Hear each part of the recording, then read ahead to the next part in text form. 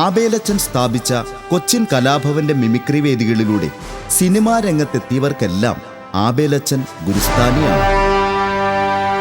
ആ മനസ്സിൻ്റെ പുണ്യമാണ്, ആ നന്മയാണ് ഞങ്ങളുടെ എല്ലാ വിജയത്തിൻ്റെയും പിന്നിൽ എന്ന് പറയുന്നതിൽ എനിക്ക് അഭിമാനമുണ്ട്. ആ നന്ദിയും കടപ്പാടും തീർത്താൽ തീരാത്തതാണ്, പറഞ്ഞാൽ തീരാത്തതാണ്. തുടക്കം നന്നായാൽ പകുതിയും നന്നായി എന്ന് പറയും. ഒരു കലാകാരനെ സംബന്ധിച്ചിടത്തോളം ഏറ്റവും നല്ല തുടക്കമാണ് കലാഭവൻ, ഏറ്റവും നല്ല തുടക്കമാണ് ആബേലച്ചൻ. അന്ന് ശരിക്കും പറഞ്ഞാൽ ഞങ്ങളുടെ പ്രോപ്പർട്ടി എന്ന് പറഞ്ഞാൽ 6 പേർക്കും ജുബ്ബയുണ്ട്, കാവി ജുബ്ബ, കറുത്ത പാൻസ്. ഞങ്ങൾ വരുന്ന തന്നെ കഷത്തിൽ ചെറിയൊരു ടെക്സ്റ്റൈൽ കവറായിട്ടാണ്, അത് ജുബ്ബയാണ്, അതാണ് ഞങ്ങളുടെ പ്രോപ്പർട്ടി.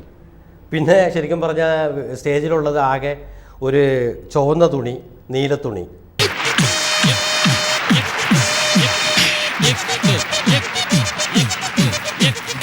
പക്ഷെ ഇന്നതല്ലല്ലോ. ഇന്ന് മിമിക്രിക്കാർ ശരിക്കും പറഞ്ഞു കഴിഞ്ഞാൽ ഇപ്പോൾ ഒരു താരങ്ങളെയൊക്കെ അനുകരിക്കുമ്പോൾ താരങ്ങളുടെ രൂപത്തിൽ വരുവാൻ വേണ്ടിയിട്ട് വിത്ത് മേക്കപ്പ്. അന്ന് മേക്കപ്പ് ഒന്നുമില്ല ഞങ്ങൾ, അത് പ്രത്യേകത. ഞങ്ങൾ ആരും മേക്കപ്പ് ഇട്ടിരുന്നില്ല വേദിയിൽ വരുമ്പോൾ. മോളെ കസ്തൂർവേ, വിക്ടോറിയ രാജ്ഞി നമുക്കൊക്കെ സ്വാതന്ത്ര്യം വാങ്ങിത്തരും എന്നാണ് നമ്മളെല്ലാവരും കരുതിയത്. അതെല്ലാം വെറുതെയായിപ്പോയി.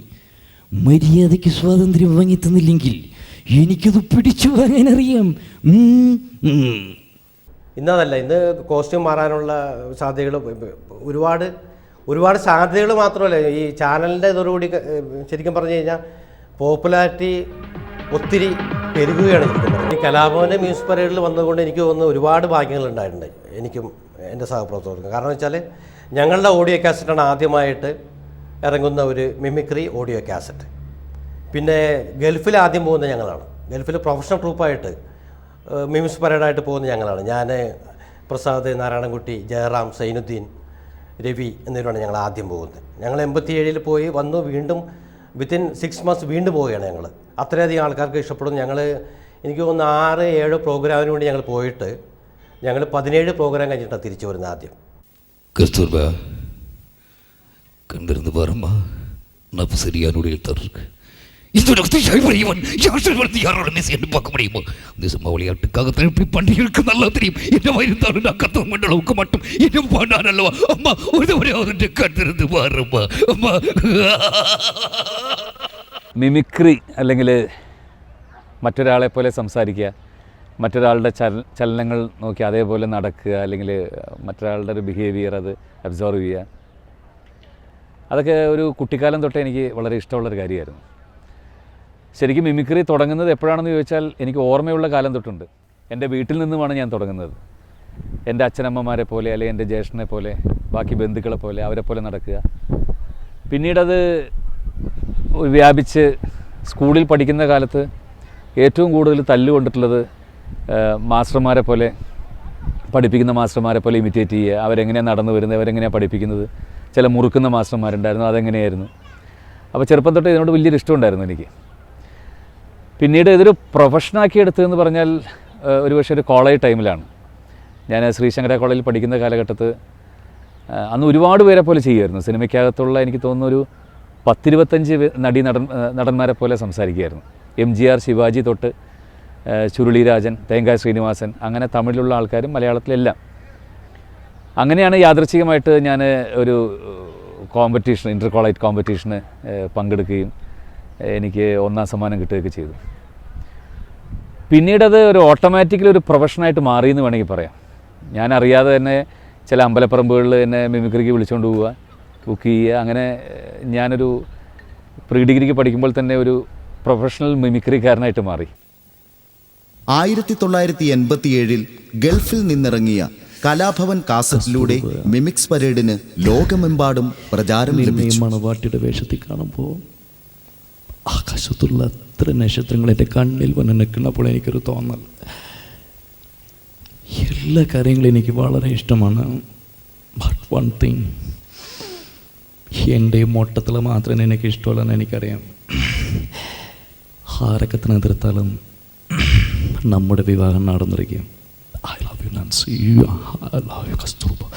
പഴയ മിമിക്സ് പരേഡ് എന്ന് പറയുന്ന കലാഭവൻ്റെ ആയാലും ഹരിശ്രീയുടെ ആയാലും ആ പ്രോഗ്രാമൊക്കെ അതിൻ്റേതായൊരു പരിശുദ്ധി ഉണ്ടായിരുന്നു, അതിൻ്റേതായ സത്യസന്ധത ഉണ്ടായിരുന്നു. ഒട്ടും മായം ചേർക്കാത്ത മിമിക്സ് പരേഡുകളായിരുന്നു അന്ന് നടന്നിരുന്നത്. സിദ്ദിഖിൻ്റേതായിട്ടുള്ള ഒരുപാട് എല്ലാവരും കോൺട്രിബ്യൂഷൻസ് ഉണ്ട്. അതിൽ മരുന്ന് കച്ചവടം എന്ന് പറഞ്ഞ ഒരു ഐറ്റം ഒരുപാട് കൊല്ലം ഞാനും സിദ്ദിഖിന് ശേഷം ഞാനും പറഞ്ഞിട്ടുണ്ട്, അതുപോലെ പലരും പറഞ്ഞിട്ടുണ്ട്. സിദ്ദിഖാണ് അതിൻ്റെ അത് ഉണ്ടാക്കിയത്. കാരണം സിദ്ദിഖ് ഉണ്ടാക്കാനായിട്ട് ഒരുപാട് കോൺട്രിബ്യൂഷൻ സിദ്ദിഖിൻ്റെ ഉണ്ട്. അതുകൂടാതെ സിദ്ദിഖിൻ്റെ ഒരു ഇൻസ്പിറേഷൻ, അത് ഉണ്ടാക്കാനുള്ള ഇൻസ്പിറേഷൻ കിട്ടിയത് നമ്മുടെ നാടകത്തിൻ്റെ ആചാര്യനായ പി ജെ ആൻ്റൻ്റെ നാടകത്തിൽ നിന്നുള്ള ഒരു ചെറിയ കണ്ടൻറ്റാണത്. അതെടുത്ത് പിന്നെ സിദ്ദിഖിൻ്റേതായ രീതിയിൽ കോമഡികൾ കയറ്റി അതിൻ്റെ അകത്താണ് മരുന്ന് വെച്ചാൽ അതിൻ്റെ ഒരു ഭയങ്കര രസമാണ് അത് പറയാം. പിന്നെ ഞാനത് പറയാൻ തുടങ്ങിയപ്പോൾ എൻ്റെ നിന്നും കുറേ കോൺട്രിബ്യൂഷൻസ്. അതിൻ്റെ ഒരു സ്റ്റൈലിൽ എന്ന് പറഞ്ഞാൽ മരുന്ന് വെച്ചവർക്ക് എൻ്റെ ശൈലിയുണ്ട്. അത് നമ്മൾ പഴയ മിമിക്സ് പരേഡ് കാണുമ്പോൾ നമുക്ക് മനസ്സിലാകും. ഇപ്പോഴത്തെ മിമിക്സ് പരേഡ് തമ്മിലുള്ള വ്യത്യാസം നമുക്ക് പെട്ടെന്ന് മനസ്സിലാകും. ഇപ്പോൾ മരുന്ന് വെച്ചവർക്കൊക്കെ കാണിക്കുകയാണെങ്കിൽ ഇപ്പം പറയും, നോക്കണം സാർ, ഇതുപോലെ എൻ്റെ കയ്യിലിരിക്കുന്ന കട്ടുമ്പോൾ ഞാനാക്കാം ആനയെ പൂനേക്കാം പൂനെ ചേനയ്ക്ക്, ഇത് മായമല്ല ജാലമല്ല മരുന്നിൻ്റെ മാസശക്തി മാത്രമാണ്. ഈ ഒരു ഫ്ലോ ഉണ്ട്. ഇതിൻ്റെ ഫ്ലോയിൽ കൂടി അവരുടെ ശൈലിയും അവരൊരു പറയുന്ന രീതിയും ഒരു ടോണും ഒക്കെ നമ്മൾ ഇമിറ്റേറ്റ് ചെയ്തിട്ട് അതിൻ്റെ അകത്ത് കറക്റ്റ് മരുന്ന് കച്ചവടക്കാരൻ തന്നെ. അതിലെവിടെ കോമഡി വരുന്നു? ഇത് ആലപ്പി അടിമാലി കൊണ്ടോട്ടി കൊലുണ്ടി എന്ന് വിദേശ രാജ്യങ്ങൾ ചുറ്റി സഞ്ചരിച്ചാണ് ഞാനിവിടെ വന്നിരിക്കുന്നത്. എന്ന് വിദേശ രാജ്യങ്ങൾ. അപ്പോൾ അവിടെ മാത്രം നമ്മളൊന്ന് സ്ലോ ആക്കും. അതിൽ കോമഡി ഉണ്ട്. ആ കോമഡി ഓഡിയൻസ് പിടികിട്ടാൻ വേണ്ടിയിട്ട്. അപ്പോൾ അങ്ങനെ അന്ന് പറഞ്ഞ പോലെയാണ് കൈനോട്ടവും ഞാൻ തന്നെ എഴുതിയൊരു ഐറ്റമാണ്. കൈനോട്ടം ഞാൻ എഴുതിയിട്ട് ഇത് 2-3 വർഷം എനിക്കിത് സ്റ്റേജിൽ അവതരിപ്പിക്കാൻ പറ്റാതെ ഇതിനൊരു ക്ലൈമാക്സ് ഇല്ലാതെ വെച്ചുകൊണ്ടിരുന്നു. കൈനോട്ടക്കാരൻ എന്ന് പറയുന്നതിൽ ഞാൻ എൻ്റെ കൂട്ടുകാരനുമായിട്ട് പാർക്കിൻ്റെ സൈഡിലേക്ക് സ്ഥിരം കൈ നോക്കുന്ന ഒരാളുടെ അടുത്ത് പോയിട്ട് ഞാൻ മാറി നിൽക്കും. എൻ്റെ അടുത്ത് നിൽക്കും. ഇവനെ കൊണ്ട് ഞാൻ പൈസ കൊടുത്തിട്ട് ഇവനെ കൊണ്ട് കൈ നോക്കിക്കുമ്പോൾ അയാളുടെ കുറേ ശൈലി ഒന്ന് പഠിക്കാൻ വേണ്ടിയിട്ട് അതിൽ നിന്നൊന്നും തന്നെ എടുത്തിട്ടില്ല. അതിൽ നിന്ന് കുറേ സംഭവങ്ങൾ അയാൾ പറയുന്നതിൻ്റെ രീതി എടുത്തിട്ട് അതിൻ്റെ ശൈലിയും അയാൾ പറയുന്ന വാക്കുകൾ എടുത്തിട്ട് നമ്മൾ അതിനെ ഉൾട്ടാ മറിച്ചുകൊണ്ട് അതെല്ലാം കോമഡി ആക്കിയിട്ടാണ് ഞാൻ ഈ സാധനം എഴുതിയത്. കൈനോട്ടക്കാരൻ്റെ ശൈലി എന്ന് പറഞ്ഞാൽ ഹസ്തരേഖാശാസ്ത്രങ്ങൾ, മുഖലക്ഷണങ്ങൾ, ഒരുപാട് കാര്യങ്ങൾ പറയാനുണ്ട്. അപ്പോൾ അതിൽ നമുക്ക് കോമഡി കയറ്റി 5 രൂപ തന്നാൽ 2 രൂപയുടെ ഫലം പറയും. ഉള്ളതേ പറയത്തുള്ളൂ, ഇല്ലാത്തത് പറയാൻ മടി കാണിക്കില്ല. കയ്യിൽ വെച്ചോണ്ടില്ലെന്ന് പറയും, പക്ഷേ മനസ്സറിഞ്ഞ് കൊടുക്കുന്ന സ്വഭാവക്കാരനാണ്. കൈ കൊണ്ട് തന്നില്ലെങ്കിലും കാല് കൊണ്ട് തരുന്നവനാണ്. ഇതൊക്കെ നമ്മൾ സ്ലോ ആക്കുകയും അത് എടുത്ത് പറയും, ട്രസ് ചെയ്ത് പറയുകയും ചെയ്യുമ്പോൾ ഒടുവിലത്തെ കോമഡി വശങ്ങൾ നമ്മൾ ഇട്ട് കൊടുക്കും.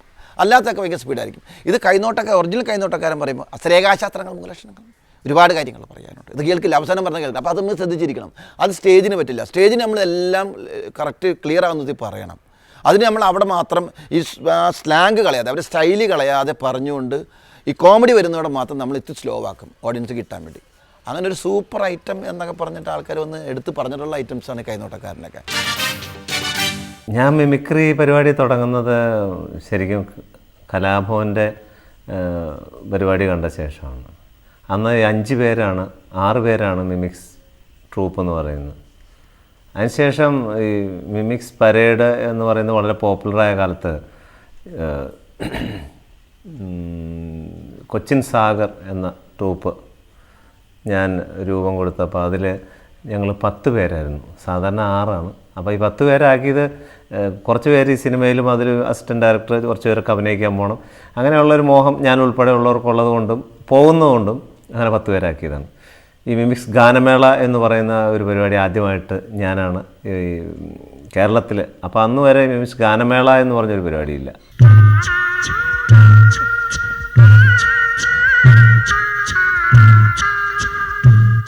ഹാസ്യാനുകരണത്തിൽ നിന്നും മറ്റു ശബ്ദാനുകരണത്തിൽ നിന്നും സംഗീതോപകരണങ്ങളുടെ ശബ്ദാനുകരണങ്ങളിലേക്ക് കടന്നത് ഈ കാലഘട്ടങ്ങളിലായിരുന്നു.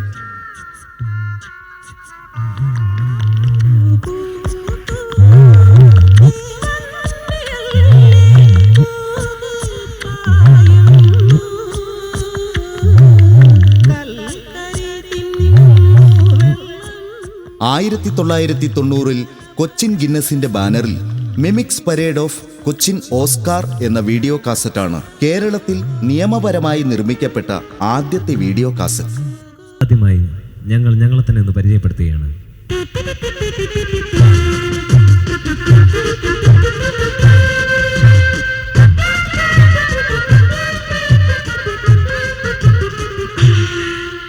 Antony,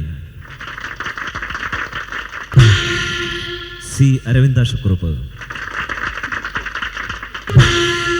Prasad, Nadir Shah, Ronald. I am introducing myself, Abhi. കഴിഞ്ഞ 35 വർഷമായി എൻ്റെ മനസ്സിൻ്റെ മനസാക്ഷിക്കോടതിയിൽ ഞാൻ സൂക്ഷിച്ച കേസിൻ്റെ വിധി ഞാൻ നിമിഷം പുറത്തെടുക്കുക. Don't talk nonsense, think pure, speak, escape, രക്ഷപ്പെടുക. കുടിച്ചിട്ട് പറയണ സത്യവും കുടിക്കാതെ പറയണ സത്യമൊക്കെ എനിക്കറിയാതെ ചോദിച്ചു വിട്ട് കളയണോ കഴിവേറി ചെല്ല് ചെല്ല്. അന്ന് ഒന്നിൽ കൂടുതൽ പേര് സ്റ്റേയിൽ നിന്നുകൊണ്ട് അവതരിപ്പിച്ച ഒരുപാട് സ്കിറ്റുകളായിരുന്നു ഞാനും പ്രധാനമായിട്ട് ചെയ്തുകൊണ്ടിരുന്നത്. അതിൽ നമുക്ക് വളരെ ഒറ്റയ്ക്ക് കാണിക്കുക എന്ന് പറഞ്ഞാൽ പോലും ഒറ്റയ്ക്ക് ഈ ഐറ്റം ഞാൻ കാണിക്കുമ്പോഴും കൂടെ രണ്ടുപേർ സഹായത്തിനുണ്ടായിരുന്നു. സാധാരണ ഇന്ന് അന്യം നിന്ന് പോയൊരു സംഭവമുണ്ട്. റോഡുകളിൽ ഉള്ള വൈദ്യന്മാർ, മരുന്ന് കച്ചവടക്കാർ, ഡോക്ടേഴ്സിൻ്റെ എല്ലാം മറ്റൊരു ആദിമ രൂപം, അതുപോലുള്ള ഒരു മരുന്ന് കച്ചവടക്കാരെ ഞങ്ങൾ അവതരിപ്പിക്കുക. ഇന്ന് അങ്ങനെ ഒരു മരുന്ന് കച്ചവടക്കാർ കാണാൻ പോലും കിട്ടുന്നില്ല. അന്ന് അവതരിപ്പിച്ചിരുന്ന ആലപ്പുഴ, അടിമാലി, കൊണ്ടോട്ടി, കൊയിലാണ്ടി, കോട്ടയം, കോടനാട് മുതലായ വിദേശ രാജ്യങ്ങൾ ചുറ്റിക്കറങ്ങി ഞങ്ങളുടെ പ്രചരണ വാഹനം ഇപ്പോൾ ഇതാ നിങ്ങളെ സമീപിച്ചിരിക്കുകയാണ്. ഞങ്ങളിത് പറയുമ്പോൾ നിങ്ങൾ വിചാരിക്കും കളിയാണ്, പൊള്ളിയാണ്, ചതിയാണ്, വഞ്ചനാണ്. അല്ല സുഹൃത്തെ, അല്ല. പാറയിൽ മുള്ളിയാൽ തെറിക്കുക, വെള്ളത്തിൽ മുള്ളിയാൽ നിറ പൊങ്ങുക. ചില സുഹൃത്തുക്കൾ മൂത്രമൊഴിക്കൽ, മൂത്രത്തിൽ കൂടി പഞ്ചസാര പോവുക. ഇതിന് മലയാളത്തിൽ പ്രമേഹമെന്നും ഇംഗ്ലീഷിൽ ഡയബറ്റീസ് എന്നും പറയുന്നു. ഞങ്ങളുടെ ഭാഷയിൽ പറഞ്ഞാൽ ലിംഗാലി, അതായത് ഡിഫളാങ്ങി ലിംഗാലി. നട്ടപ്പാതിര 8 വയസ്സുള്ള നിങ്ങളുടെ കുട്ടി ഞെട്ടിപ്പടഞ്ഞെഴുന്നേറ്റ് പൊട്ടിക്കറിഞ്ഞാൽ 28 വയസ്സ് പ്രായമുള്ള നിങ്ങൾക്കോ 38 വയസ്സ് പ്രായമുള്ള നിങ്ങളുടെ ഭാര്യയ്ക്കോ അതെ നിങ്ങളുടെ കുട്ടിക്ക് രോഗം ആരംഭിച്ചിരിക്കുന്നു. ഏതെങ്കിലും ഒരു സുഹൃത്തിന് സംശയമുണ്ടെങ്കിൽ ഇടതുകാൽ 2 അടി മുന്നോട്ട് വെച്ച് വലുത് കൈ നീട്ടി 4 അടി പിഴകോട്ട് മാറി ഈ മരുന്ന് സേവിക്കൂ. 24 hours. അതെ സർ, 48 മണിക്കൂർ. ആണ് കഴിച്ചവൻ പെണ്ണാവും, പെണ്ണ് കഴിച്ചവൻ ആണാവും. ആണും പെണ്ണും അല്ലാത്തവൻ കഴിക്കരുത് സാറേ, ഷോക്കട്ടിക്കും. അതിനുശേഷം മിമിക്സ് ഡ്രാമ. അപ്പോൾ അത് ഈ വടക്കം വീരഗാഥയിലെ ചന്തുവിനെയൊക്കെ അതേ രൂപത്തിലും ഭാവത്തിലും വേഷത്തിലും ഒക്കെ അവതരിപ്പിച്ചുകൊണ്ട് അതൊരു കാസറ്റും ഇറങ്ങി. ആ കാസറ്റും വളരെ ഹിറ്റായിരുന്നു. അതിനകത്ത് വന്ന പല നടന്മാരെ, അമിതാഭ് ബച്ചനടക്കം പലരെ മേക്കപ്പിലൂടെയൊക്കെയാണ്.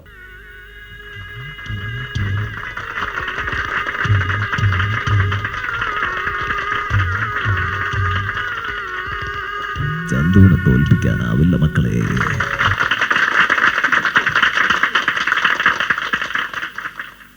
ജീവിതത്തിൽ ചന്തുവിനെ തോൽപ്പിച്ചവരുണ്ട് പലരും പലവട്ടം. മലയനോട് തൊടുത്ത് മരിച്ച എൻ്റെ അച്ഛൻ ആദ്യം എന്നെ തോൽപ്പിച്ചു. സ്നേഹം പങ്കുവച്ചപ്പോൾ കൈവിറച്ച ഗുരുനാഥൻ പിന്നെ തോൽപ്പിച്ചു. പൊന്നിനും പണത്തിനും ഒപ്പിച്ച് സ്നേഹം തൂക്കി നോക്കിയപ്പോൾ മോഹിച്ച പെണ്ണും എന്നെ തോൽപ്പിച്ചു. അവസാനം സത്യം വിശ്വസിക്കാത്ത ചങ്ങാതിയും എന്നെ തോൽപ്പിച്ചു. തോൽവികൾ ഏറ്റുവാങ്ങാൻ ചന്തുവിൻ്റെ ജീവിതം പിന്നെയും ബാക്കി.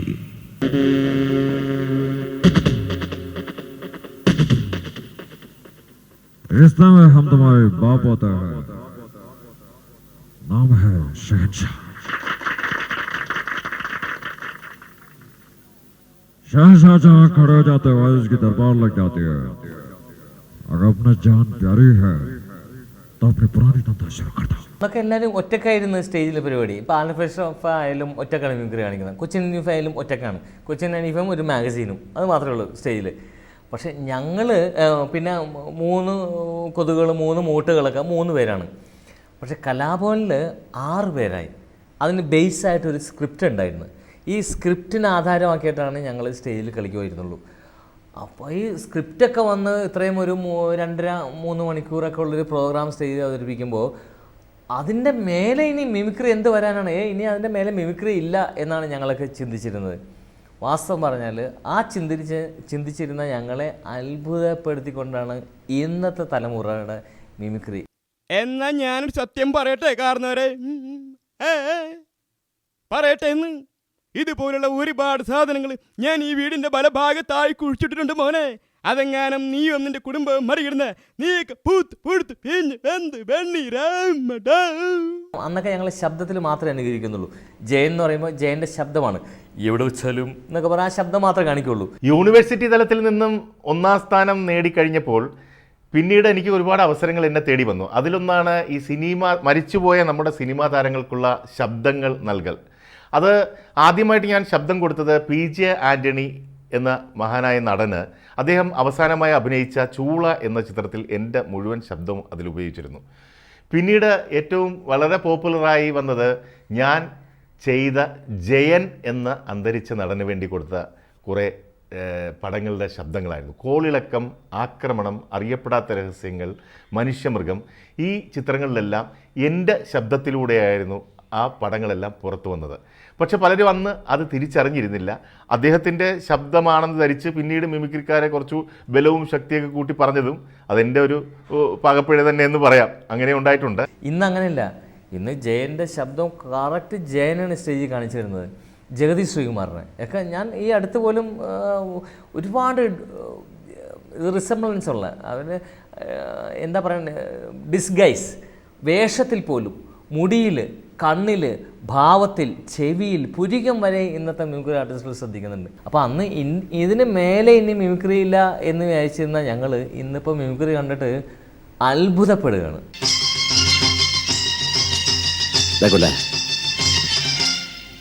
ഞാൻ കരുതിയിരുന്നതിലും വളരെ മുമ്പ് തന്നെ വേദനിപ്പിക്കുന്ന കുറെ കാര്യങ്ങൾ നീ പറയാൻ തുടങ്ങിയാണ്. സിനിമാ താരങ്ങളുടെ ശബ്ദം അനുകരിച്ചിരുന്ന കലാകാരന്മാർ ദൃശ്യമാധ്യമങ്ങളുടെ വരവോടുകൂടി ശബ്ദത്തോടൊപ്പം രൂപവും അനുകരിച്ചു തുടങ്ങിയപ്പോൾ ജനങ്ങൾക്ക് അതൊരു പുതിയ അനുഭവമായി.